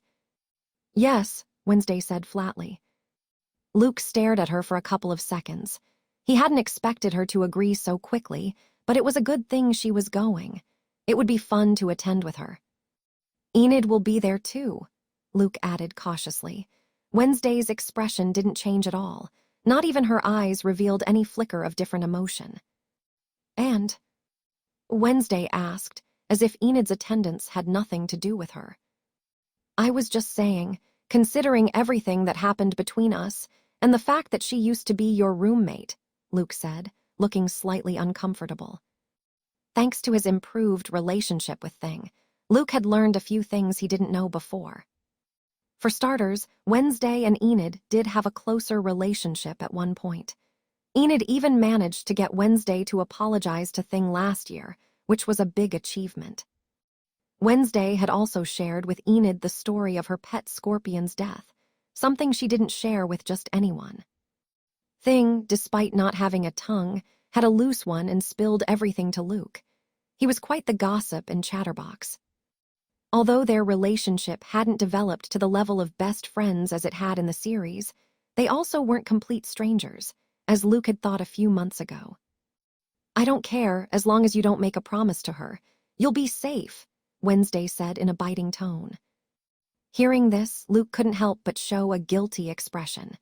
It was one of the few matters, or perhaps the only one, that truly affected him and made him feel remorseful. He never intended to hurt Enid, but he had fallen for Wednesday without being able to stop it. It just happened. In addition, it made him look like he was an unfaithful person, and although technically he was, his case is special. He had fallen in love with two people simultaneously, two girls he would give his life for. He wasn't the typical cheater who betrayed his partner. Besides, he and Enid hadn't fully gotten back together at that point. "I'm sorry," Wednesday said upon seeing Luke's expression. It was rare to see him look that way, and she understood that the situation he had faced was far from a typical case of infidelity, and honestly, she didn't care much about it. She trusted him and knew he would never be unfaithful to her. The fact that he had risked his life to protect her during the battles against Crackstone and Dolars proved his love for her. "It's fine," Luke replied. Just then, Natasha sent him a telepathic message that he found far from pleasant. "Come to my room. It's time to test the gender-swapping potion." "What happened?" Wednesday asked, noticing Luke's odd expression. "Natasha told me to go to her room," Luke replied, not being very specific. "Oh, the reason?" Wednesday asked, unable to suppress a slight smile. There could only be one reason. It was only a few days before they were set to head to Ohio, and the housekeeper still hadn't shown them the gender-switching potions. "The gender-switching potion," Luke muttered, his expression anything but happy. "It's time," Wednesday thought, getting up from Luke and heading toward the door. "And where are you going?" Luke asked, also walking toward the exit. "To witness your gender change. What else?" Wednesday said with a slight mocking smile, which annoyed Luke. Luke tried to think of solutions to stay in Sunnyvale and Shadowside without involving the gender-switching potion, but he couldn't come up with anything. They needed to search for clues in those two towns, and with his fame, he would be recognized instantly. He would have to go undercover 100%, which would make exploration difficult. When Atlas, Sebastian, and the others stayed in Jericho, they did so incognito, hiding in the cult house and moving very little. He had asked Natasha if there was any potion that could simply change his face, similar to Polyjuice potion from Harry Potter, but nothing like that existed. "I bet that in my female form, I'll be taller than you," Luke said as he walked out the door and headed toward Natasha's room. Wednesday frowned slightly and kicked the back of Luke's heel with the tip of her shoe. "Ouch," Luke complained, quickening his pace to avoid further attacks. They entered Natasha's room, where she stood in front of a circular stone table. On top of the table was a small glass next to a glass bottle filled with a purple liquid. "The potion needs at least 30 ml to work. Those 30 ml will give you an hour in your female form," Natasha said, picking up the glass bottle of purple liquid and pouring exactly 30 ml into the small glass. "You're sure it won't leave me stuck like that forever, right?" Luke asked, holding the glass and examining the purple liquid closely. "Absolutely. Now drink the potion and let's see how your body reacts," Natasha said, urging him. After a few seconds, Luke brought the glass to his lips and drank it. "Tastes like grape," Luke thought, less disgusted than he had anticipated as he swallowed the liquid. Within 2 seconds, he began to feel a strange warmth spreading from the center of his chest to his entire body. It was as if a soft electric current coursed through his limbs, vibrating in his bones and muscles. First, he felt a pressure in his torso. His breathing became shorter as his ribcage seemed to shrink, reducing in a harmonious proportion. His broad shoulders began to narrow, becoming softer and less angular. His height began to decrease. He felt his bones compress smoothly and without any pain. His legs grew shorter, as did his torso, but it didn't feel painful. It was more like his body was readjusting itself to a new form. His height stopped at 1.58 meters, which caused Wednesday to frown, as she stood at 1.55 meters. As this happened, he noticed a change in his hands. His fingers began to thin, and his nails grew slightly longer, taking on a more delicate, almost elegant shape. His wrists also narrowed, losing the athletic robustness that had once defined them. Then came a change in his face. He felt slight pulses in his cheekbones. He couldn't see himself in a mirror, but he was certain his face was now more refined and feminine. His jaw rounded, losing its sharpness, while his lips seemed to grow a bit fuller. His eyes, though the same size, now appeared larger due to the slight lowering of his eyebrows, which had taken on a softer curve. His nose also slimmed slightly, completing the transformation. The one change Luke had truly been anticipating happened next. He felt a strange new weight in his chest. Here it comes, Luke thought, watching as his chest began to expand slowly. His shirt, which had previously fit comfortably, now tightened as his breasts grew. He couldn't help but want to massage them, but he restrained himself, knowing that the two lovely ladies in front of him were watching him intently and would likely think he was a pervert. Finally, he felt a tingling in his scalp. His hair began to grow, falling past his shoulders and down his back. What had always been short hair was now long and wavy. There was one final change he preferred not to think about, near his legs. "I guess that's all," Luke said, looking at his delicate hands and surprising himself with his high-pitched, feminine tone of voice. "Well, it wasn't so bad after all. I thought it'd be more painful," he added, examining his body, which now had curves, an hourglass shape, and rather prominent breasts. "Why aren't you saying anything?" he asked, stopping his self-examination and looking at Wednesday and Natasha, who were still silently staring at his face. Natasha, who rarely lost her composure, couldn't help but let her eyes drift over Luke's new appearance, taking in the details. "See for yourself," Natasha said, taking a handheld mirror from her dresser and handing it to Luke. Luke took the mirror hesitantly, still feeling the unfamiliar weight of his body and the strands of hair falling over his shoulders. He lifted it in front of his face, and what he saw left him speechless. He instinctively squinted, as if a blinding light was shining out of the mirror. She was too beautiful. His blue eyes were large, luminous, and seemed almost hypnotic. His face was refined, with high cheekbones and a delicate jawline that bore no resemblance to the firmness of his original features. His long, wavy hair had turned a golden color. It was previously a light brown, almost blonde. "Is that me?" he asked, tilting the mirror slightly from side to side, as if needing to confirm it wasn't a trick of the light. His voice, though still recognizable as his own, had a softer, more melodious tone that unsettled him even further. A very pleasant and lovely voice. He had always been confident in his masculine appearance, but this new feminine look was too perfect to be real. Even supermodels would tremble at the sight of his flawless, beautiful face. "You're a great beauty, miss. I expected you to be attractive in your feminine form, but not this perfectly exaggerated," Natasha said, crossing her arms and leaning against the dresser with a barely contained smile. "I know I'm a beauty, but you look like a living painting created by an artist obsessed with perfection," Natasha added. "Great, now I'm an impeccable beauty, just what my ego needed," Luke said with a narcissistic smile, as he continued admiring his face in the mirror. "Your ego was already perfectly inflated," Wednesday retorted coldly. Her arms were crossed as well, as if to make it clear she wasn't impressed. "Finally, you speak. So what do you think of my feminine self?" Luke asked, stepping closer to Wednesday so she could get a better look. "Offensively conventional. It's like someone took a paintbrush and turned you into a character from a saccharine fairy tale. Where's the darkness?" "This isn't you," Wednesday replied, her expression still neutral, but her tone carried a hint of disdain. "Just because Luke now looks like an elven queen doesn't mean he's lost his narcissistic, arrogant, and borderline psychopathic essence. It's a complete package," Natasha said, letting out a brief laugh. "Thanks for the compliment, Natasha," said Luke with a slight grimace, which, to his frustration, only seemed to highlight the perfection of his new face even more. Natasha gave a mocking bow. "Always at your service, my lady." "Being this perfect almost feels like a cruel joke. If I saw you on the street, I'd think you were something artificial.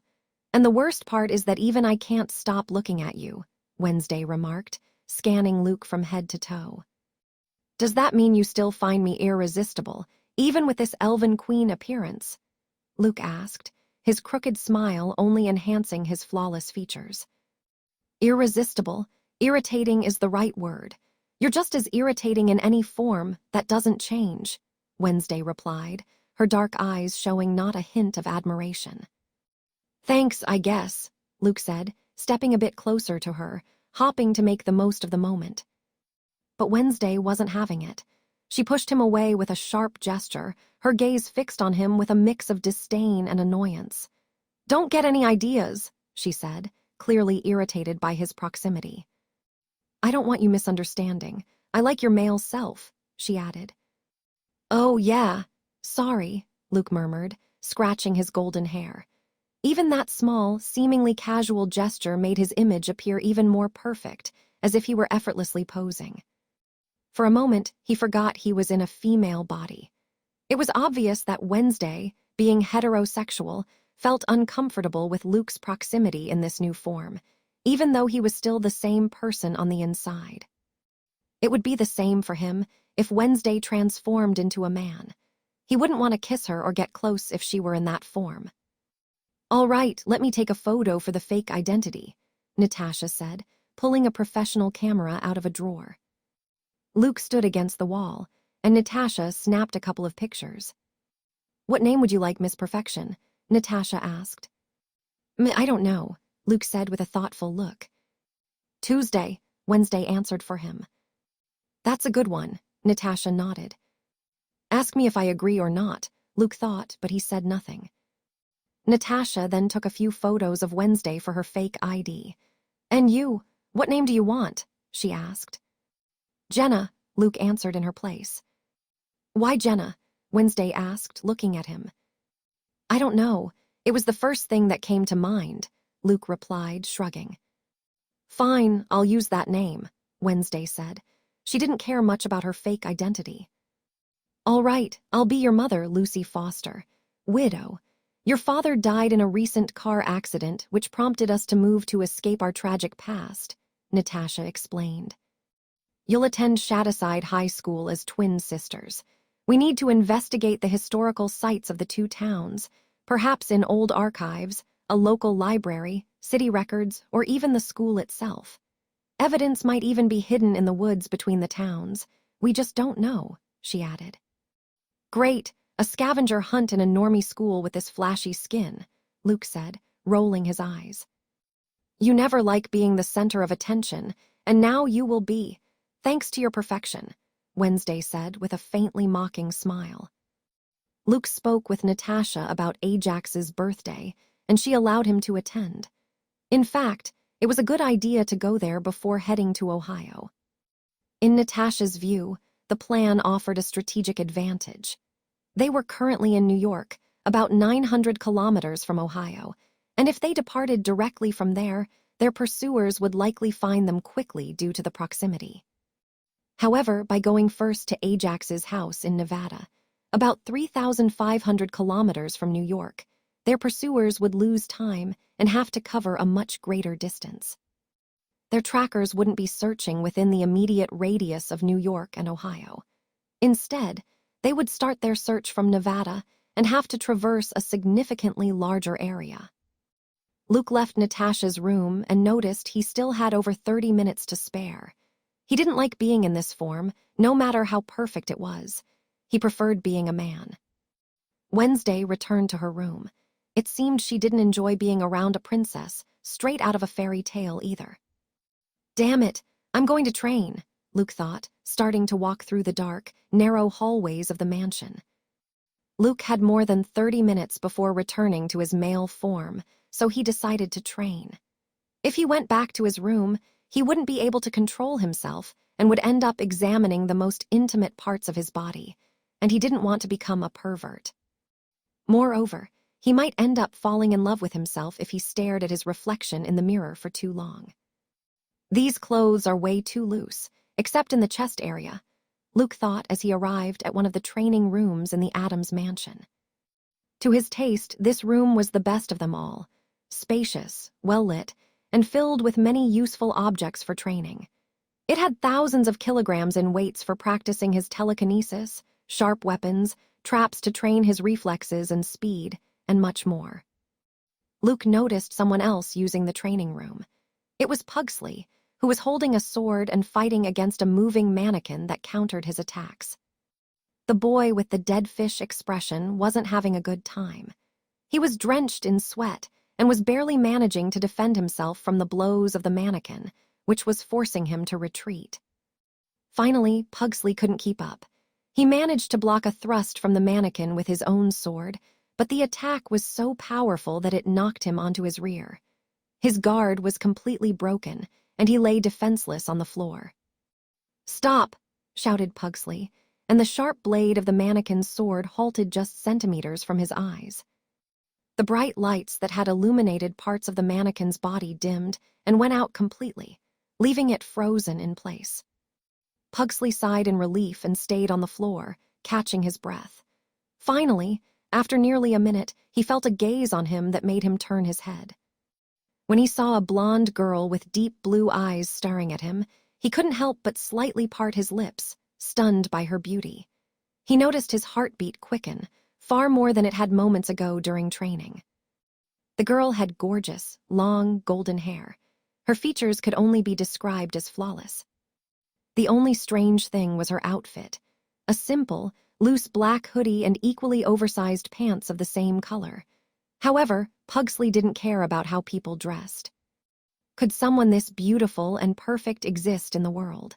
That was Pugsley's current thought as he clumsily stood up and moved a little closer to the girl to get a better look, searching for any imperfection. "Oh boy," thought Luke, holding back a sigh. He hadn't expected his current appearance to be so controversial. Although, if he'd managed to surprise both Wednesday and Natasha, two heterosexual women and beauties themselves, the impact he'd have on a man would be twice as strong, if not more. "Stop," said Luke, raising his hand. Pugsley immediately halted in his tracks, as though the command were an order he couldn't disobey. Should I knock him out and erase his memories? Luke thought, but quickly dismissed the idea. If Wednesday found out, she wouldn't be happy about him erasing her brother's memories. He should have placed Pugsley in an illusion, altered his senses so that he would see Luke in his male form. But he hadn't thought to do that, and he'd lost the chance when Pugsley turned his head. Even her voice is perfect, thought Pugsley, feeling a nervous tingle run through his entire body. Who are you? Pugsley stammered, staring directly into Luke's eyes. Pugsley wanted to lower his gaze, embarrassed, but the urge to keep looking at the perfect face in front of him was stronger than his shame.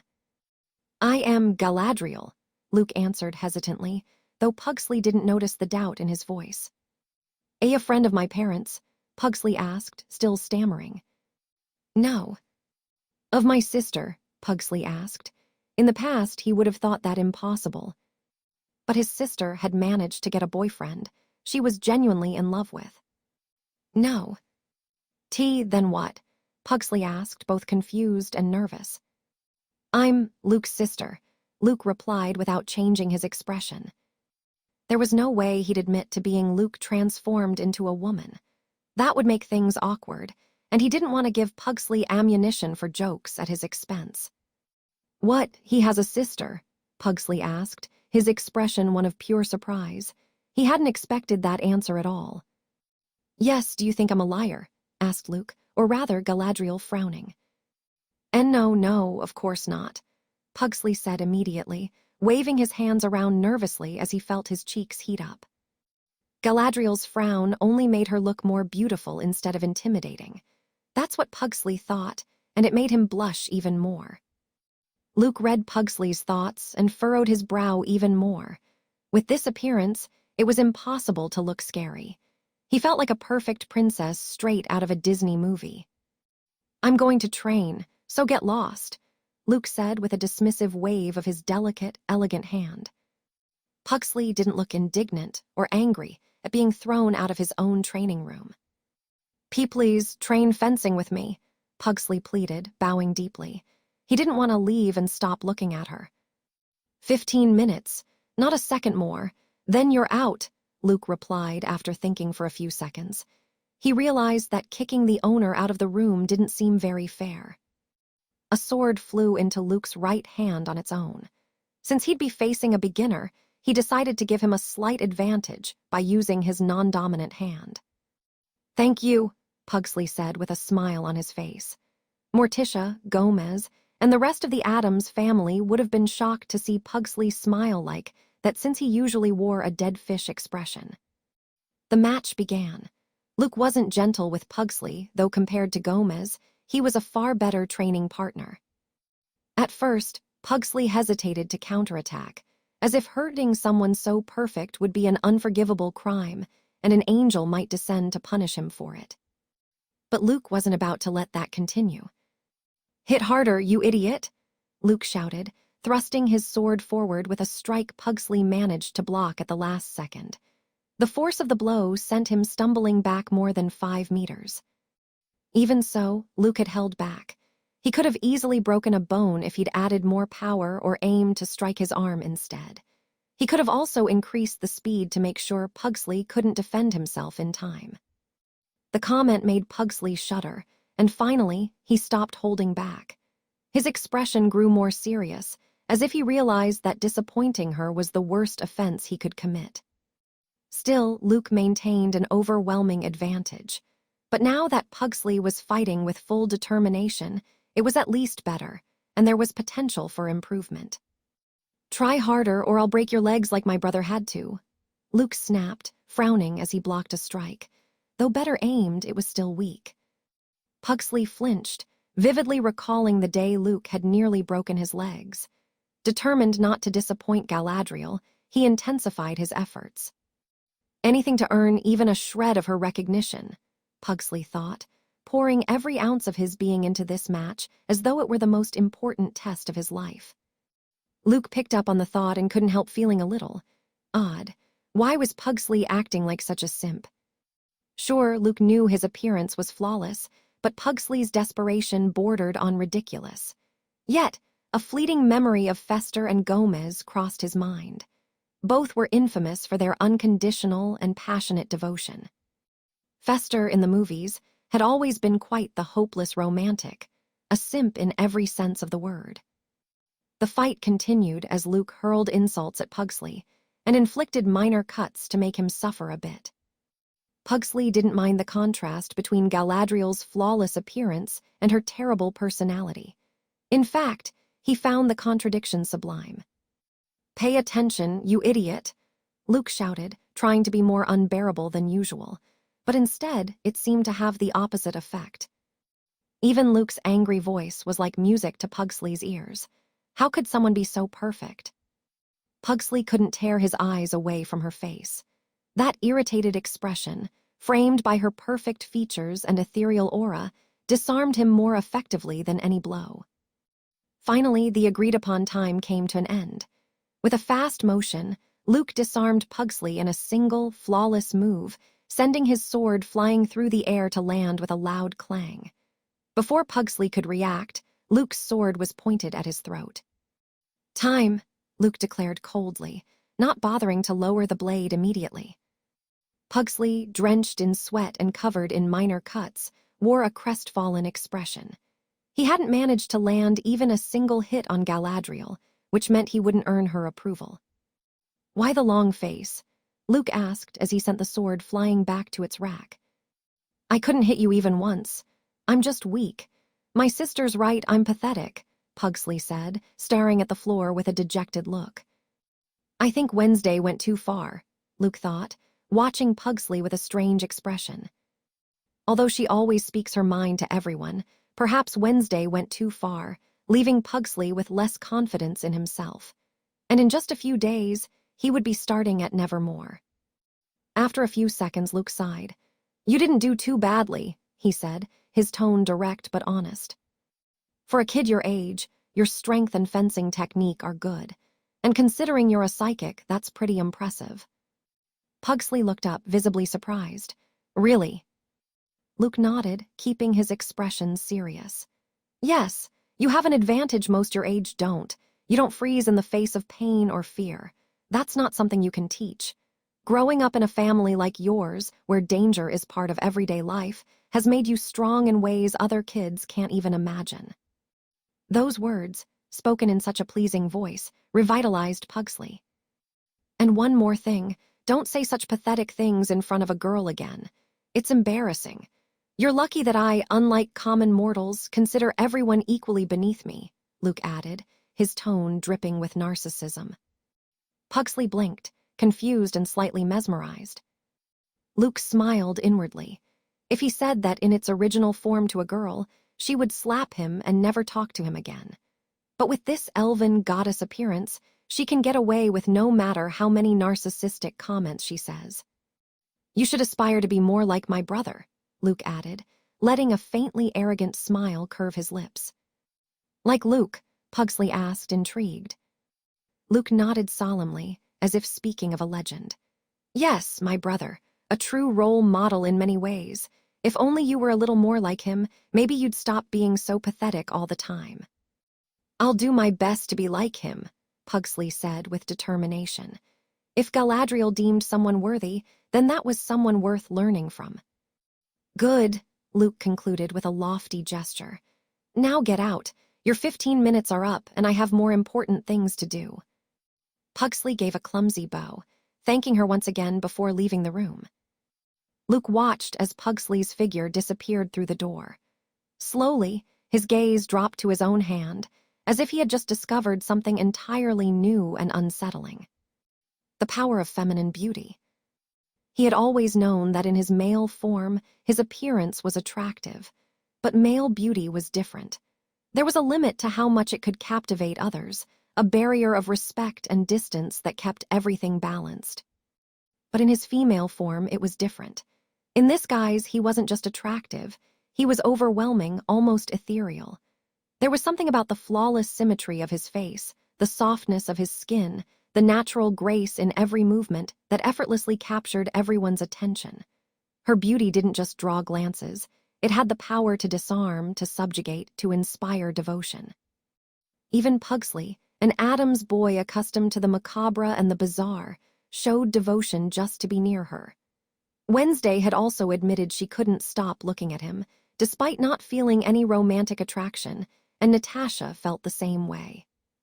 If these people, so used to the eccentric and the unsettling, reacted like this, what could happen with someone normal? Luke shook off the thought and began training in the large room. Since the last battle on Raven Island, his powers had increased significantly. Death fights and difficult fights were the best way to improve. Greendale. In a more secluded area of the town of Greendale stood a mansion built of grayish stone with large windows. This was the mansion of the patriarch of the Spellman family. However, only one living member of this branch of the family remained in the mansion, Elliot Spellman. His wife and 2 children had been murdered by Luke Poe, with the help of Wednesday and Fester. The latter assisted in killing his wife. Near the grand mansion lay a cemetery, its gravestones covered in moss and its angel statues in a state of disrepair. Deeper within the cemetery, 3 newly constructed structures stood. 3 sarcophagi, each bearing inscriptions engraved on wrought iron doors and adorned with ornamental details. The one in the center bore the name Dolors, the one to its right bore the name Ingrid, and the one to its left, Sebastian. Sitting cross-legged on the stone floor and staring at the 3 sarcophagi with an impassive expression was Elliot Spellman. His gaze shifted from his daughter's name to his wife's, and then to his son's. Once he completed the sequence, he repeated it in reverse. After repeating this process dozens of times, his gaze dropped to his lap. Specifically, to a book resting there, the demonic Book of Crackstone. The Book of SAGA, Elliot thought, his eyes unwavering. He had finally managed to get his hands on the book he had coveted so much, but at what cost? Elliot hadn't told Edward or the demonic elders who still lived about the demonic book. He had no intention of doing so, as they would undoubtedly take it from him. He had learned the location of the book. His wife and 2 children had died to obtain it. Why would he give the book to Edward? Edward would simply say he wasn't ready to use the Book of SAGA.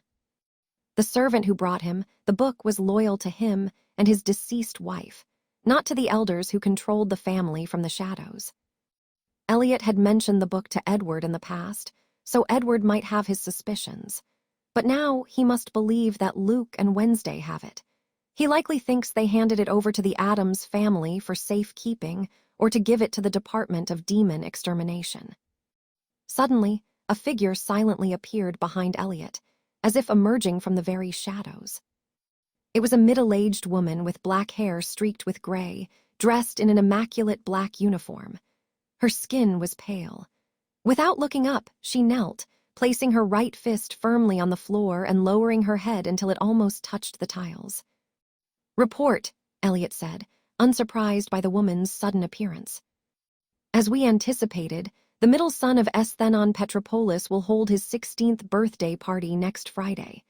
However, on Saturday, he will celebrate again with all his classmates and friends," the servant replied respectfully, her voice soft and measured. "Will Luke Poe attend?" Elliot asked. "Yes, sir. Currently, Luke Poe is traveling in a 2021 Audi e-tron GT with the license plate, E57KJ4. Based on his route, his destination is Nevada. He's traveling with his housekeeper, his girlfriend, and Fester Adams. They have over 3,500 kilometers to cover, so they'll arrive by Saturday afternoon," the servant replied. "Good. He's finally leaving the Adams mansion," Elliot murmured to himself. "Shall we intercept them?" "No, with Fester Adams there, it would turn into a drawn-out battle. We'll use the special lesser demon to attack on Saturday," Elliot responded, standing up as he calculated his next moves. Time was running out. "The special demon that leads other lesser demons?" the servant asked, and Elliot nodded.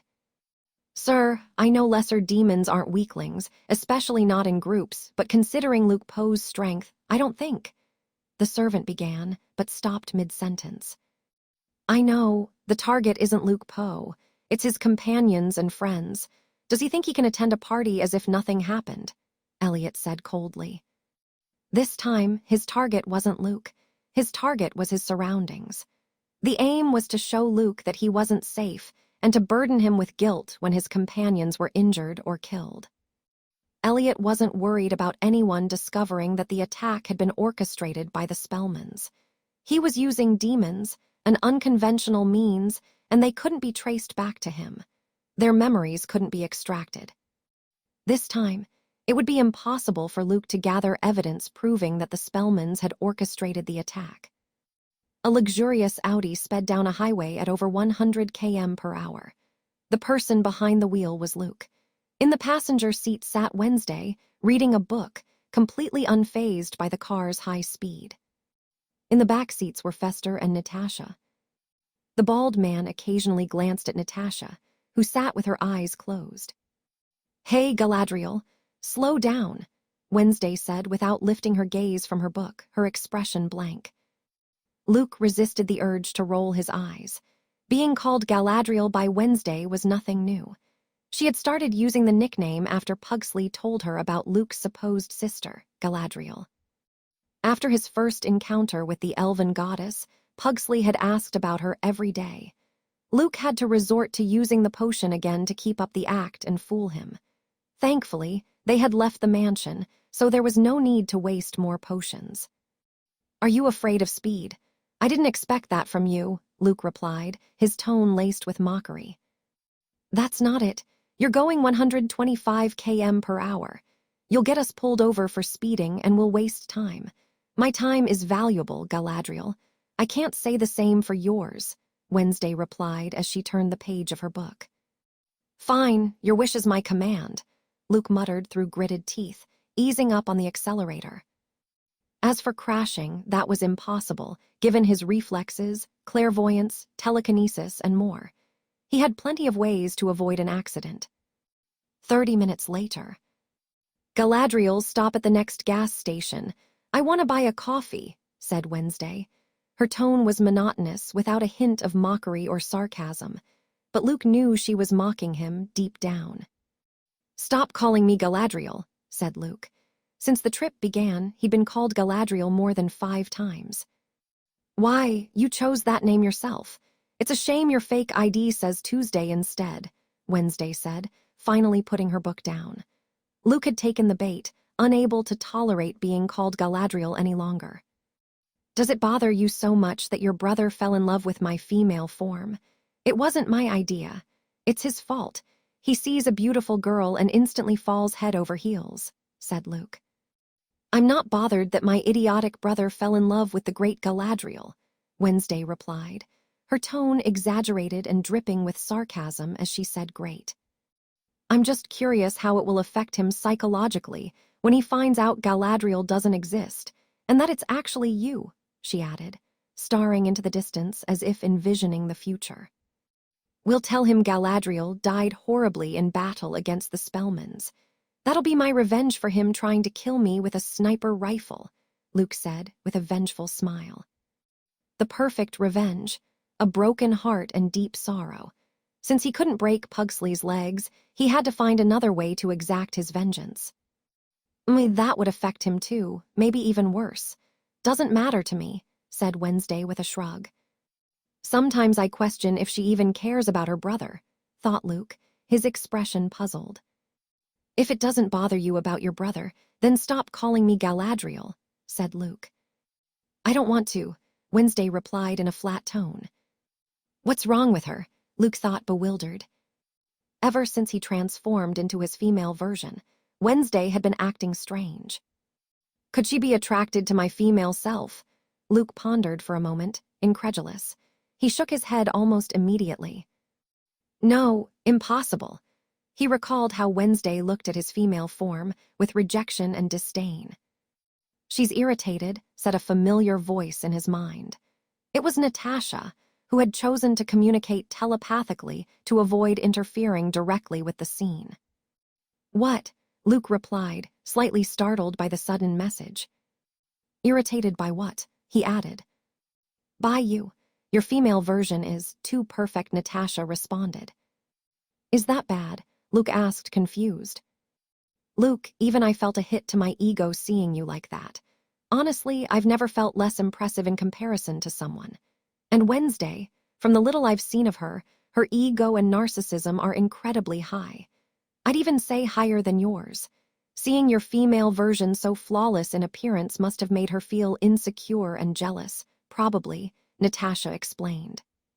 Jealous of my female version? How could? Does she think I'd fall in love with myself or something? Luke thought.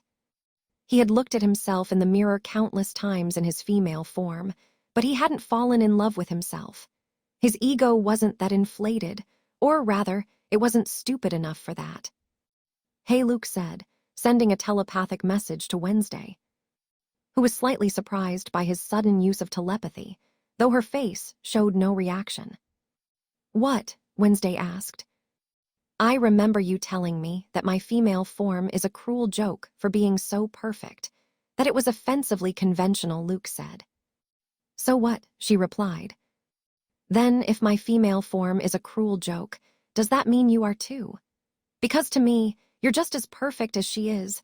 No, you're more perfect, Luke responded sincerely, recalling the moment he saw Wednesday sleeping upright in the infirmary with such elegance and poise. To him, that was perfection. Wednesday looked at him in silence, processing what he had just said. Luke's comment had caught her off guard, and for a moment she didn't know how to respond. She felt a faint blush rise to her cheeks, though Luke didn't notice since he was focused on the road. He was deliberately avoiding eye contact with her after making such an embarrassing remark. Fine, you're right, I am more perfect. Not that it really matters to me, but thanks, Wednesday said. I don't say things just to be polite. You know I only speak what I truly think, Luke replied calmly, but inwardly satisfied with her response. It wasn't every day that he got Wednesday to say thank you. The journey continued, with Wednesday no longer calling Luke Galadriel. Luke thanked Natasha. If it hadn't been for her, he never would have realized that Wednesday had been irritated and jealous of his female version. 50 kilometers before reaching Ajax's house, Fester had to part ways with the group. He quickly said goodbye to everyone, somewhat reluctant to separate from his dear niece and from Natasha. He believed his relationship had improved with the beautiful redhead, but business was business. He needed to take care of some unfinished business, and then fully involve himself in the exciting war that was brewing. Remember, Wednesday, I taught you everything about how to go unnoticed. Once you have that evidence, the real fun will begin, Fester said with a smile. I know, Wednesday replied flatly. And Natasha, I hope we see each other soon, Fester stammered, looking at Natasha. Whatever, Natasha said, nodding slightly with a serious expression. For some reason, Fester grinned foolishly, satisfied with such a reaction.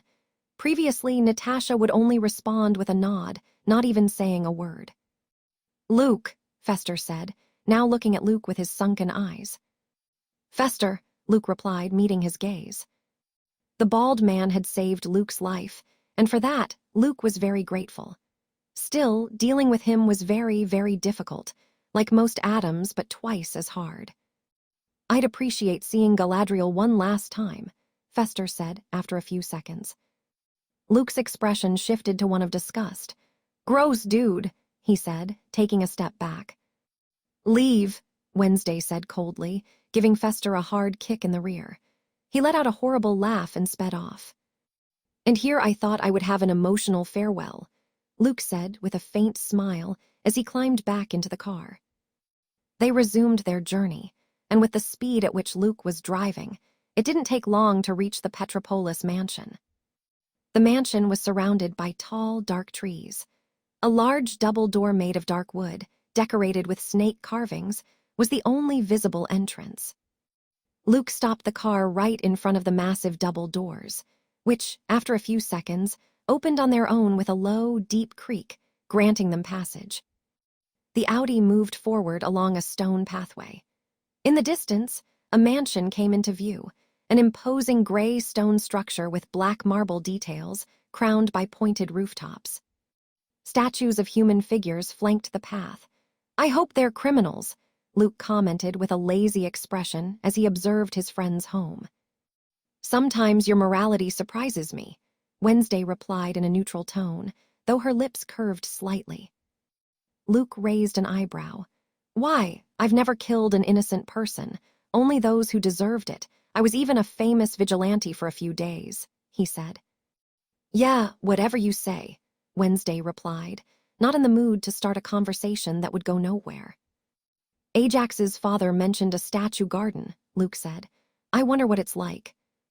I hope they have more variety. These are a bit repetitive.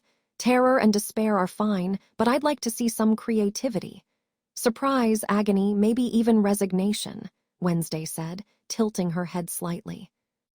Always so demanding, Luke said. I just have standards, Wednesday replied as she observed a statue of what seemed to be a girl her age, her mouth open and her face frozen in terror. The car moved forward to a small roundabout situated in front of the mansion's main entrance. At its center stood an elegant fountain, dominating the space. Well, here we are, Luke remarked, turning off the engine and glancing at the line of people who seemed to be waiting for them. It was 6 p.m. The party wouldn't start until nighttime, so it was clear they were the first to arrive. Among the group, Luke recognized Ajax, his 2 brothers, and their father. There were also 3 women in elegant dresses, and lastly, a few others dressed similarly, who were likely servants. The 3 of them stepped out of the car and greeted everyone. Happy birthday, man, Luke said, giving Ajax a firm handshake. Ajax grinned before they shared a friendly hug, complete with hearty pats on the back. I never thought I'd live to see the day you'd say that to me in person, Ajax replied with a wide smile, happy to see his friend. Hey, I wished you a happy birthday last year too, Luke said. Ajax raised an eyebrow, his smile growing as he crossed his arms. Yeah, right, via text, and with the detailed, heartfelt message, HP. I assume that was meant to stand for happy birthday. Luke chuckled, rubbing the back of his neck. This year I came in person. That should earn me some points. Ajax introduced Luke to his mother and stepmothers. 3 wives. Seeing is believing, Luke thought to himself. Luke also introduced Wednesday, who maintained her usual blank and emotionless expression. Natasha, after greeting everyone, took the Audi to the private parking lot used by the Petropolis family, guided by one of the numerous servants. Luke. Before Esthenon and Ajax's brothers could speak to Luke, Ajax interrupted them. Wait, everyone. What did you bring me as a gift?